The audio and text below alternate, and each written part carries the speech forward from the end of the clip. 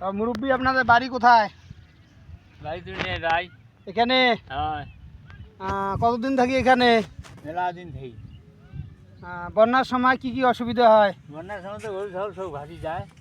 তারপরে তারপর আর কি পানিতে তলে কোন মাসে তৈরি বাড়ি করি।